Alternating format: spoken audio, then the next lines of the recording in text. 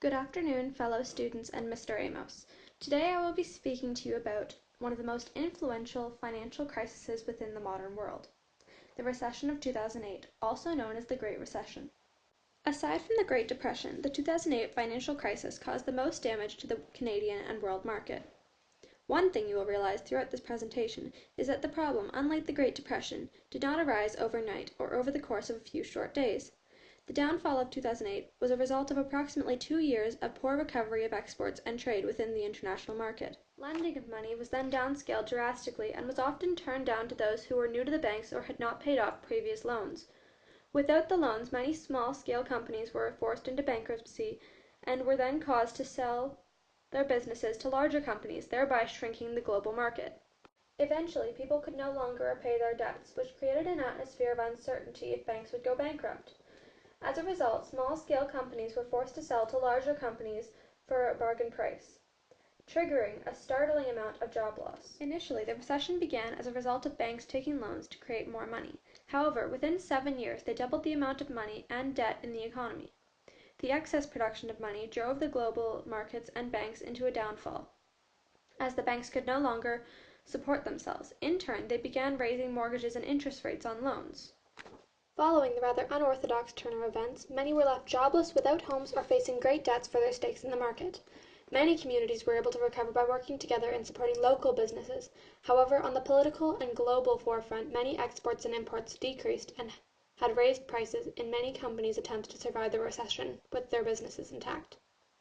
At that point, employment rates dropped as well as GDPs, which triggered a devastation in many countries, especially throughout North America and Europe. Within the time frame of the recession, social media did not play a major role. However, the recession did lead the way to the social media we use today.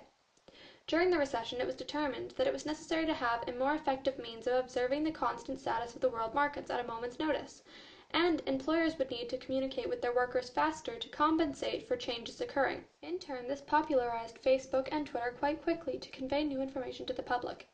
Many governments began to use media forms as a way to address the population and deliver them with updated information, or to simply give words of encouragement to those affected by the situation. The recession, for some regions, meant a shift in their entire government system because GDPs and employment were so dependent on imports and exports. As the cost increased, other regions would purchase less, leading to the closure of many companies. As a result, governments in Latvia and Iceland fell, and nearly started from scratch. Ultimately, in the long run, this was incredibly beneficial for their future of their countries, but caused some chaos and uncertainty initially. In more advanced governments, the recession simply led to new protocols and laws to protect its citizens, such as minimum wages and rules pertaining to the circumstances employees could be laid off. In some communities, the effect of the recession was all too evident, as not only was it affecting the global market and the cost of buying a home and certain imports, but also whether or not a person would be able to feed their family each week. For some, after having to sell off many of their possessions, such as their homes, cars, and other valuables to pay off debts to avoid living in a poverty state, real estate agents also lost their jobs over the course of 2008 to 2013 as a result of unreasonably high mortgage rates and a lack of demand for new housing.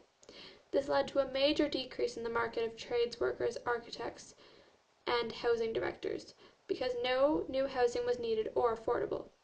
Some more fortunate communities did not have near as much difficulty throughout this recession, and were able to continue life as normal. These areas are far more isolated communities which are able to be more self-dependent and self-sufficient. The recession officially ended in June 2009, which means that it lasted nearly 2 years. Within this time, many things took place, causing abrupt changes to the livelihood of many. As one would expect, this means that things could not simply return to a normal life right away. Although the governments of affected countries tried to provide help to those most in need in the following 2 years that it took many people to recover, there are even some who still face losses as a result of the recession. Following the Great Recession, there was a large amount of animosity towards the government for not having done more to help citizens during the recession and afterwards. To demonstrate to the government the desperate needs of the people, a protest began, called Occupy Wall Street. This movement was held in 2011, around the time the recession ended. The movement was designed for those who were not in the 1%, who were able to avoid all effects of the recession. In other words, this means anyone who may have lost a business or a job or simply was suffering as a result of the poor level of aid provided. Many were outraged by this protest, as those working on Wall Street claimed that they also felt the effects deeply of the recession. although were not quite as directly affected as those who protested. The striking image behind me of the girl gracefully dancing on top of the bull was meant to signify those who were unaffected, while those on the ground wearing gas masks and striding forward with linked arms were meant to symbolize the other 99% who suffered and were forced to face the issue head-on. Now please enjoy the following video of the Wall Street protest. The response to the recession crisis resulted in an overall positive outcome for Canada. Canada's federal government took a stance of what appeared to be a delay. While other countries were putting trillions of dollars in stimulus packages to generate consumer and export strength, Canada assumed a suppressive response. By some Canadians and financial experts' point of view, the Canadian government's lack of immediate response was inappropriate and incongruent to the crisis. After receiving backlash for their non-response, the federal government offered a stimulus package by Canadians that was only a quarter of the $40 billion spent by the United States. Canada's response, nationally and internationally, appeared to be strong but minimalistic. As a result of Canada's response to stifle spending, the country overall was able to generate 7,100 jobs and reduce the unemployment rate by 7.2%. Internationally, Canada received praise and envy for economic growth. Stats Canada reported the recession to be the shortest and mildest for Canada within the G7 countries. As with every crisis, there will always be those who will try to use it to their own advantage, or achieve greater profits off the losses of others.